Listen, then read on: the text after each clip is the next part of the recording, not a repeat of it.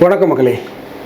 ஏற்கனவே செந்தில் பாலாஜி விஷயத்தில் உச்சநீதிமன்றம் மிக கடுமையான கண்டனங்களை திமுகவுக்கு தெரிவித்தது. ஏன் இன்னமும் நீங்கள் அவரை அமைச்சராக பொறுப்பில் வைத்திருக்கீங்க அப்படின்னு சொல்லி உச்சநீதிமன்றம் கடுமையான கேள்விகளை எழுப்பியது, கடுமையான கண்டனங்களை எழுப்பியது. இதற்கெல்லாம் திமுக தலைமை எந்த ஒரு பதிலுமே சொல்லலை. கடைசியாக செந்தில் பாலாஜி ஜாமீன் கேட்கும்போது என்ன சொன்னாங்க அப்படின்னா, ஜாமீன் வேணும்னா மந்திரி பதவியை ராஜினாமா பண்ணணும், அப்போனா தான் ஜாமீன் அப்படிங்கிற அளவுக்கு ஒரு கிடுக்கிப்பிடியை போட்டு அதுக்கப்புறம் தான் ஜாமீன் கொடுத்தாங்க. ஸோ இவ்வளவு அசிங்கப்பட்டது யாருன்னு பார்த்தீங்கன்னா திமுக தான். அதாவது ஒரு சாதாரண ஒரு விஏஓ ஒரு 1000 ரூபாயோ ஒரு 2000 ரூபாயோ லஞ்சம் வாங்கினா உடனே என்ன பண்ணுறாங்க, அவரை டிஸ்மிஸ் பண்ணிடுறாங்க. ஒரு எஃப்ஐஆர் போட்டாலே துறை ரீதியான நடவடிக்கை என்ன ஆகும், அவரை டிஸ்மிஸ் பண்ணிடுவாங்க. அதுக்கப்புறம் அவருக்கு மேலே என்கொயரி கமிஷன் போடும். அதில் அவர் இன்னசென்ட் ப்ரூவ் பண்ணால் தான் அவர் திரும்ப பணியில் ஜாயின் பண்ண முடியும். ஒரு சாதாரண கடைநிலை ஊழியர்களுக்கு இந்த மாதிரி. ஆனால் மூத்த அமைச்சர், அரசு நிர்வாகத்தை வழிநடத்தக்கூடிய ஒரு மூத்த அமைச்சர், அவர் மேலே மிகப்பெரிய ஊழல் புகார் அமலாக்கத்துறை கொடுத்து அவருக்கு தண்டனை வாங்கி சிறையில் தூக்கி போடுறாங்க. சிறையிலையும் அவர் அமைச்சராக தான் இருக்கார். இந்த அநியாயத்தை எங்கே போய் சொல்கிறது, இந்த அவலத்தை எங்கே போய் சொல்கிறது? இப்பேற்பட்ட சூழ்நிலையில் மீண்டும் அமலாக்கத்துறை திமுகவுடைய அடுத்த அமைச்சருக்கு குறி வைத்திருக்காங்க. KN நேரு மீது 258 பக்க ஊழல் புகாரை அனுப்பிச்சிருக்காங்க. 3 தடவை லெட்டர் எழுதியிருக்காங்க. அதாவது தமிழக காவல்துறை தலைவருக்கு, DIGக்கு, DGPக்கு அனுப்பிச்சிருக்காங்க. எந்த நடவடிக்கையும் எடுக்கலை. ஸோ இதன் தொடர்ச்சியாக பார்த்திங்கன்னா அதிமுகவில் இருக்கக்கூடிய ராதாபுரம் தொகுதி முன்னாள் எம்எல்ஏவாக இருந்த இன்பதுரை அவர் ஒரு வழக்கு போடுறாரு. ஸோ அந்த வழக்கின் அடிப்படையில் என்ன பண்ணுறாங்க அப்படின்னா, இதில் முகாந்திரம் இருக்குது, அமலாக்கத்துறை அனுப்பிய கடிதத்தில் முகாந்திரம் இருக்குது, இந்த புகாரை வைத்துக்கொண்டு இந்த கடிதத்தின் அடிப்படையிலேயே காவல்துறை அவர் மீது எஃப்ஐஆர் போடணும் அப்படின்னு சொல்லி ஒரு உத்தரவை, ஒரு ஆர்டரை கோர்ட் போடும். அதற்கு அப்புறம் தான் அரசு சுதாரிக்குது. ஸோ இது செய்தி சேனல்கள்லாம் வருது. பட் இன்னமும் எஃப்ஐஆர் போடப்பட்டுச்சா, அந்த எஃப்ஐஆர் பொதுவெளியில் ரிலீஸ் செய்யப்பட்டதா அப்படின்னு பார்த்தீங்கன்னா அது ஒரு $1 மில்லியன் கேள்வி தான். ஸோ இப்பேற்பட்ட சூழ்நிலையில் நிதியமைச்சரை KN நேருடைய மகன் KN அருண் அவர் சந்தித்து பேசிச்சிருக்கார். இதெல்லாம் ஒரு மிகப்பெரிய ஒரு பேசு பொருளாக மாறிட்டு இருக்கு.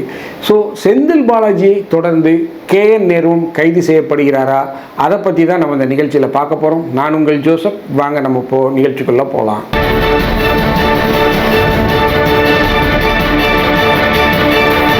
KN நேரு உங்களுக்கு எல்லாருக்குமே தெரியும், ஒரு மிகப்பெரிய ஒரு அரசியல் அனுபவம் மிக்கவர், ஒரு மிகப்பெரிய அரசியல்வாதி, ஒரு அரசியல் யூனிவர்சிட்டின்னு சொல்லலாம், ஒரு மிகப்பெரிய மனிதர்.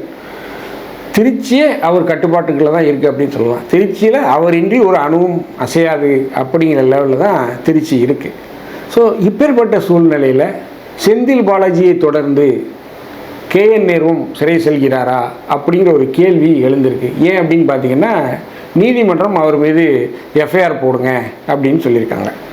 இப்போது ஒரு அரசு துறையில் இருக்கக்கூடிய ஒரு விஏஓ இல்லை ஒரு தலையாரி, ஒரு வில்லேஜ் அசிஸ்டன்ட் மேலே ஒரு கேஸ் போட்டாங்க அப்படின்னா உடனே அவரை சஸ்பெண்ட் பண்ணணும். இதுதான் அரசு நடைமுறை, SOP, ஸ்டாண்டர்ட் ஆப்ரேட்டிங் ப்ரொசீஜர்.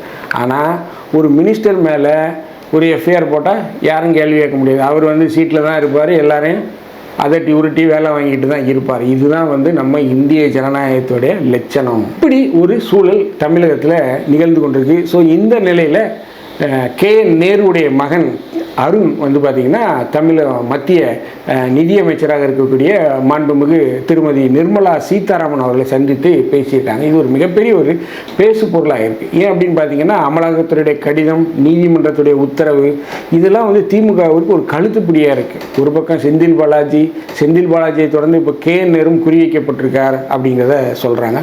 குறிவைக்கப்பட்டிருக்காருலாம் ஒன்றும் இல்லை. அந்த அமலாக்கத்துறையுடைய கடிதத்தை பார்த்தீங்கன்னா மிகப்பெரிய அளவில் ரொம்ப விளக்கமாக சொல்லியிருக்காங்க. அது இணையதளத்தில் இருக்குது, நீங்கள் டவுன்லோட் பண்ணி பார்க்கலாம். மிகப்பெரிய அளவில் பார்ட்டி ஃபண்டுங்களில் வாட்ஸ்அப்பில் நடந்த உரையாடல்கள், அதை ஸ்க்ரீன்ஷாட்லாம் எடுத்து ரொம்ப தெளிவாக வைத்திருக்காங்க. அதை எப்படி சிங்கப்பூருக்கு கொண்டு போனாங்க, அங்கேருந்து எப்படி அமலாக்கு மாற்றுறாங்க, அது அமலாக்கத்துறை ரொம்ப தெளிவாக சொல்லியிருக்காங்க. இது நாம் எதுவும் தனியாக சொல்கிறதில்ல, அமலாக்கத்துடைய கடிதத்தின் அடிப்படையில் நடக்கக்கூடிய விஷயங்களை தான் நம்ம இங்கே பகிர்ந்துக்கிறோம். ஸோ இப்பேற்பட்ட சூழ்நிலையில் KN நேரு கைதாவாரா அப்படின்னு பார்த்தீங்கன்னா வாய்ப்பு இருக்குது அப்படிங்கிற மாதிரி தான் சொல்கிறாங்க. ஏன் அப்படின்னு பார்த்தீங்கன்னா, தேர்தல் தேதிகள் அறிவிக்கப்பட்டால் இந்த அரசு காபந்து சர்க்கார் ஆயிரும். இந்த அரசுக்கு எந்த வித ஒரு அதிகாரமும் இருக்காது. தேர்தல் ஆணையத்துடைய கையில் போலீஸு, மாவட்ட நிர்வாகம், மாநில நிர்வாகம் எல்லாமே வந்து தேர்தல் ஆணையத்துடைய கையில் போயிடும். மாநில தேர்தல் அதிகாரி தான் முக்கிய கண்ட்ரோலில் இருப்பார். ஸோ அந்த நேரத்தில் இவர் மீது எஃப்ஐஆர் போடலாம் அப்படிங்கிற சொல்கிறாங்க. ஸோ இந்த எஃப்ஐஆர் போட்டால் உடனே எஃப்ஐஆர் அடிப்படையில் அவரை எஃப்ஐஆர் போட்டாலே அமலாக்கத்துறை கைது செய்வதற்கு வாய்ப்புகள் இருக்குது. அவங்க வந்து கைது செய்யலாம், எஃப்ஐஆரின் அடிப்படையில் அவங்க கைது செய்யலாம். அதற்கு அவங்களுக்கு முழுமையான ஒரு அதிகாரத்தை இந்திய ஜனநாயகம் வந்து கொடுத்துருக்கு, இந்திய அரசியலமைப்பு கொடுத்துருக்கு. ஸோ இந்த எஃப்ஐஆர் போட்டுட்டாங்க அப்படின்னா செந்தில் பாலாஜிக்கு நடந்தது தான் இவருக்கு நடக்கும். இவரையும் வந்து விசாரணை அப்படிங்கிற பேரில் கூட்டிகிட்டு போயிடுவாங்க. தொடர்ச்சியாக விசாரணை நடக்கும். இவர் வந்து வெளியே வர முடியாது, தேர்தலில் போட்டியிட முடியாது அப்படிங்கிற மாதிரியான செய்திகள்லாம் பத்திரிகையாளர்கள் மத்தியில் போயிட்டுருக்கு. இது வாய்ப்பு இருக்கா அப்படின்னு பார்த்தீங்கன்னா 100% வாய்ப்பு இருக்குது. ஏன்னா அமலாக்கத்துறை ஒரு உச்சபட்ச ஒரு அதிகாரம். அவங்க கிட்டத்தட்ட அவங்களுக்கு வந்து எல்லா ஆவணங்களும் அவங்ககிட்ட இருக்குது.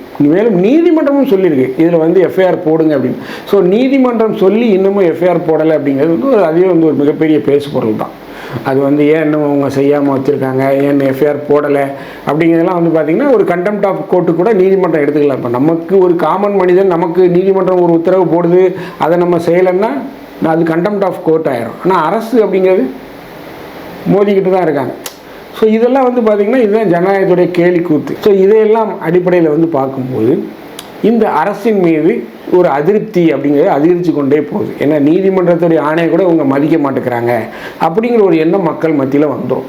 ஸோ இதையெல்லாம் கலந்து பார்க்கும்போது செந்தில் பாலாஜியை போல KNரும் கைது செய்யப்பட வாய்ப்பு இருக்குது. இது நான் தனியாக என்னுடைய இதில் சொல்லலை. KN வந்து ஒரு மிகப்பெரிய ஒரு அரசியல்வாதி, அதிலெல்லாம் எந்த மாற்று கருத்தும் இல்லை.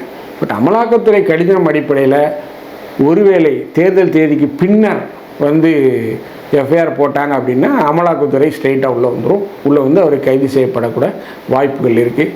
ஸோ அதன் அடிப்படையில் தான் தற்போது வரைக்கும் எஃப்ஐஆர் போடலை அப்படிங்கிற மாதிரியான செய்திகள் உலா வந்து கொண்டிருக்கு. ஸோ என்ன நடக்குது, வருங்காலங்களில் என்ன நடக்கு அப்படிங்கிறத இந்த தேர்தல் தேதிகள் அறிவித்த பின்பு தான் இந்த வழக்கு வந்து சூடுபிடிக்க துவங்கும் அப்படிங்கிறது சொல்கிறாங்க. இது பற்றி உங்களுக்கு ஏதாவது கருத்துக்கள் இருந்தால் கமெண்ட் செக்ஷனில் தவறாமல் பதிவிடுங்க.